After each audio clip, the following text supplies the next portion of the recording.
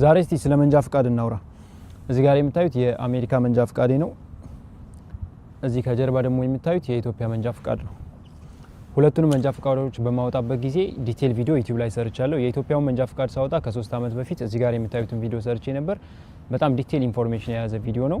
በተመሳሳይ የአሜሪካውን መንጃ ፍቃድ እንደዚሁ በማውጣበት ጊዜ ዲቴል ቪዲዮ ዩቲዩብ ላይ ሰርቻለሁ ከ2 ወር በፊት። እሱንም ገብታችሁ ቼክ እንድታደርጉት። ዛሬ እናደርጋለን የኢትዮጵያውንና የአሜሪካውን ሁለቱንም አጠር አድርጌ አነጻጽርላችኋለሁ ማለት ነው። የኢትዮጵያውን ለማውጣት ምን ያስፈልጋል፣ የአሜሪካውን ለማውጣት ምን ያስፈልጋል። የኢትዮጵያ መንጃ ፍቃድ ለማውጣት የመንጃ ፍቃድ ትምህርት ቤት ትሄዳላችሁ። የሚጠይቋችሁ ኮመን ነገሮች አሉ። የትምህርት ዶክመንት 10ኛ ወይ 12ኛ ከዛ በላይም ነገር፣ ከዛ የህክምና ማስረጃ፣ አይን፣ ጆሮ ምናምን እንደዚህ እንትናችሁን ብለድ ታይፓችሁ ምናምን የያዘ የህክምና ማስረጃ እንድታመጡ ትጠይቃላችሁ። ከዛ ውጭ ክፍያ እኔ በመማርበት ጊዜ 16000 ነበር። አሁን ከ20000 በላይ እንደሆነ ሰምቻለሁ። ከዛ ውጭ ጉርድ ፎቶ ትጠይቃላችሁ፣ 2 ወይም 4 እንደዛ ነገር ጉርድ ፎቶ። ከዛ ክላስ ትማራላችሁ። ክላስ ከተማራችሁ በኋላ ፕራክቲካል ትማራላችሁ። የክላስ የተማራችሁትን የኮምፒውተር ፈተና እኔ የተፈተንኩት 50 ጥያቄ ነው። ፕራክቲካሉንም እንደዚሁ በቪዲዮ ምናምን እንትን ያለ ፈተና ትፈተናላችሁ ማለት ነው። ፈተናዎቹ ኮመን ናቸው። ጋራጅ የሚባል ነገር አለ፣ ከባዱ 8 ቁጥር ባላንድ ችካል አለ፣ እንዲሁም ደግሞ ድልድይ ምናምን ነገር እንደዚህ ትፈተናላችሁ። ሁለቱንም ካለፋችሁ መንጃ ፍቃድ ይሰጣችኋል። አለቀ። አሁን ላይ ምናልባት የተቀየረ ነገር ካለ አላቅም። ምናልባት በየጊዜው አዳዲስ ህጎች ስለሚወጡ አዲስ የተቀየረ ነገር ካለ አላቅም። የማውቀው ግን ይሄንን ነው። ቀላል። የአሜሪካው ደግሞ መጀመሪያ ፐርሚት ታወጣላችሁ። ፐርሚት ማለት መንጃ ፍቃድ አይደለም፣ ፉል መንጃ ፍቃድ አይደለም። መንጃ ፍቃድ ያለው ሰው አጠገባችሁ ነው። ያ ሰው ኃላፊነት ወስዶ እናንተን ለማለማመድ ምናምን የሚጠቅማችሁ ነገር ነው። እሱን ለማውጣት ፐርሚቱን ለማውጣት የ6 ሰዓት ኮርስ ትማራላችሁ፣ ኦንላይን ወይም ኢንፐርሰን። እኔ በኦንላይን ነበር የተማርኩት። የ6 ሰዓት ኮርሱን ወዲያው ትጨርሳላችሁ። ከዛ ትፈተናላችሁ። እዛው ላይ ተፈትናችሁ ካለፋችሁ እዚህ ጋር እንደምታዩት ዳውንሎድ የሚደረግ ሰርቲፊኬት ይሰጣችኋል። እሱን ዳውንሎድ አድርጋችሁ ፕሪንት አድርጉና ቀጠሮ ትይዛላችሁ። ቀጠሮ ዲኤምቪ ወይም ዲፒኤስ ይባላል። ያው መንገድ ትራንስፖርት በሉት። እዛ ቀጠሮ ይዛችሁ ትሄዳላችሁ። በቀጠሯችሁ ቀን ስትሄዱ የሚያስፈልጉ ዶክመንቶችን በሙሉ አሟልታችሁ ትሄዳላችሁ።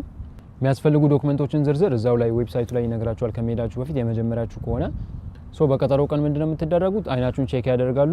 አንድ አይናችሁን ትጨፍናላችሁ፣ የሆኑ ሌተሮችን ታነባላችሁ። ሌላኛውን አይናችሁን ትጨፍናላችሁ፣ በሪቨርስ ዳይሬክሽን እነዛኑ ታነባላችሁ።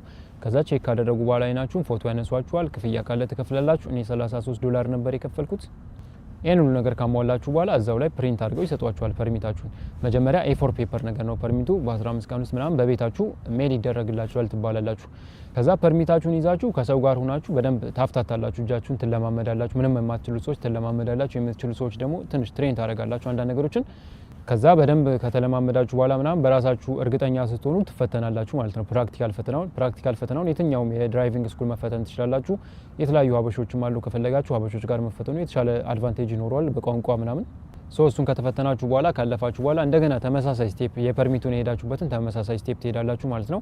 ምናልባት ቴክሳስ ላይ ብቻ ይሁን አይሁን እርግጠኛ አይደለሁም። እኔ ቴክሳስ ላይ ኢምፓክት የሚባል ነገር ነበር።